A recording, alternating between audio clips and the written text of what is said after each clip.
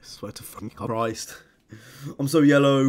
What is up, guys? Welcome to another video, and today we are here back on the Crew 2, and today we're going to go ahead and cover some of the touring cars. So I played way too much of this game at this point. It's literally been out for, I want to say, about 4 days, and I've put around about like 19 hours game time now. So I've had a fair time with the game, and I've kind of got a brief idea of what the best cars are within the Crew 2. You guys don't realize how hot it is in this room. I'm in my work clothes right now, and I am blood clot sweating. I keep mentioning this like pretty much every video, but as you can see there, 21 hours. The past 2 days I haven't even had a chance to play it because I've been so busy, but it's an absolute joke. To be honest, I've got gaming addiction. It's now an official disorder. Anyway, I've had a fair amount of time to mess around with touring cars. I messed around with it a lot in the last beta as well, and I don't think they really changed much to do with balancing in the last beta. And without a doubt, the Celine S7R is one of the best touring cars in this game. Now you're probably sitting there and saying, well, that car's only 262, what the fuck are you speaking about? You prick.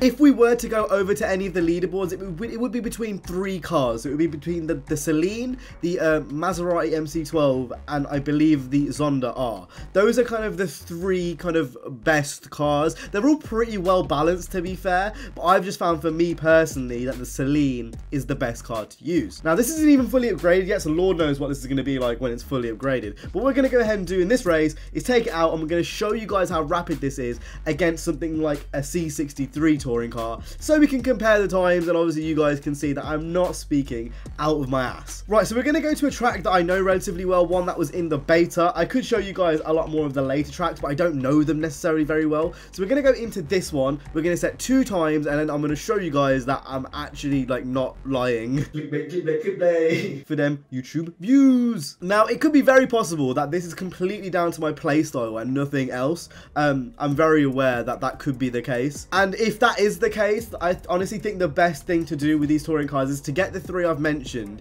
and test them out for yourselves. The Celine, for me, I'm not sure what it is. I like the car anyway, but it's definitely a car that leans itself more towards how I drive, which when I'm messing around with the touring cars, it's a lot more strict than it is with, say, the street racing cars. With the street racing cars, I'm sliding around everywhere, I'm tricking it into corners, but with the actual the touring cars, I find I'm taking more lines, I'm being a bit more strict on where I'm braking.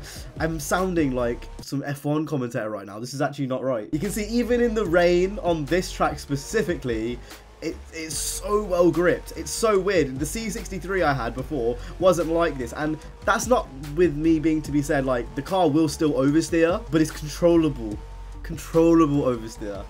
Don't let me stop making ass comments like I did yesterday, because otherwise it just won't end. Right, so that was the first lap, and that was a 1 minute. So I think this is like 4 laps long, so we've got a while to go, to be fair. I noticed in the beta, it was quite weird. So in the beta, it was only this and the Zonda R that were really like high-end cars for the beta races. But now it seems to be getting a bit more of a level playing field. This, the Zonda R, and the MC12 seem to be the ones that are like taking the lead. But again, like I said, you will have a lot of luck if you end up going with this car, and not only will you have a lot of good times with the car, it's also one of the cheaper cars. I think it's only around 400k, which is a complete 180 to, like, say, the 911 RSR, which is around 700k, and it's nowhere near as good as this. I remember I bought the RSR when I went down to Ubisoft to play the game early, and the RSR, I thought it was going to be really good just because it's a Porsche. Porsches in real life are really good race cars, but no, not at all. Brake hard.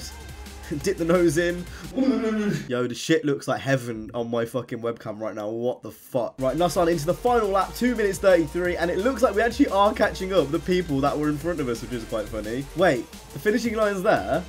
I swear the finishing line was on the opposite side of the track. I am so confused. I actually didn't even see what the time was then, but I'm assuming that's probably going to be my best time. Yeah, so we got a 3:04. I'm going to keep a mental note of that as we're going into the next race, and I'm going to make sure that the C63 we're going to drive is actually like the same level, because otherwise it's just going to be really unfair. 3:04. Right, I'm actually going to write that down. Okay, so it looks like the C63 is only like 20 lower, so I think if we add a few parts, it should pretty much take it straight up to around 264. Right, you know what, 256, I think that's pretty much close enough, to be honest.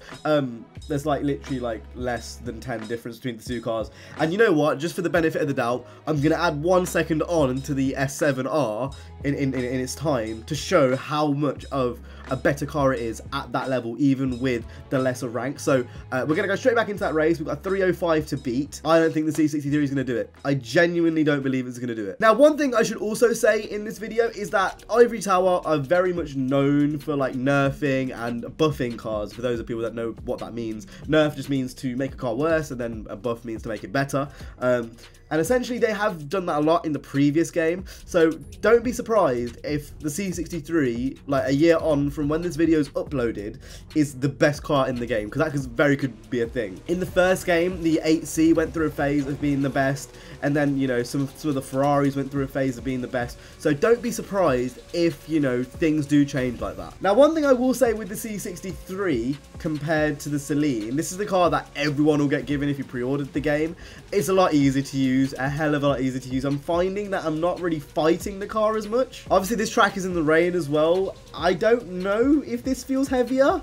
It feels like all-wheel drive. I know it's not an all-wheel drive car, but it feels like it. It might be, actually. It's because it's a touring car. I don't think it is. I know the normal C63 is obviously rear-wheel drive. Feels a lot more grips, though. How stupid would I look if this was, like, better than the Celine? I'd say overall, like, in terms of my performance for both cars, it's been exactly the same. Like, this is going to be a really close call. One thing which I thought was really weird as well is they've got Laguna Seca in the game, but they haven't actually got a race there. I thought that was really, really odd. I thought I just mentioned that because that really was like confusing to me. Oh my god. Right, so we're coming into the last section, and as you can see, the Celine did a 304, but with the handicap, it's a 305. And in the C63, we are literally nowhere to be seen. And I'd say I did pretty much the same like level of performance in terms of my actual racing. There's a 5-second difference. Give it a go. The game is finally out, so if you have got it, you know, give the Celine a go when you get around to your touring cars. It's definitely worth it. It's one of the best in the game, in my opinion. And that's pretty much it for today's video. So I hope you guys enjoyed. If you did, make sure to go ahead and hit the like, subscribe. I'll see you guys in the next one. You guys have been awesome. Stay safe, and peace.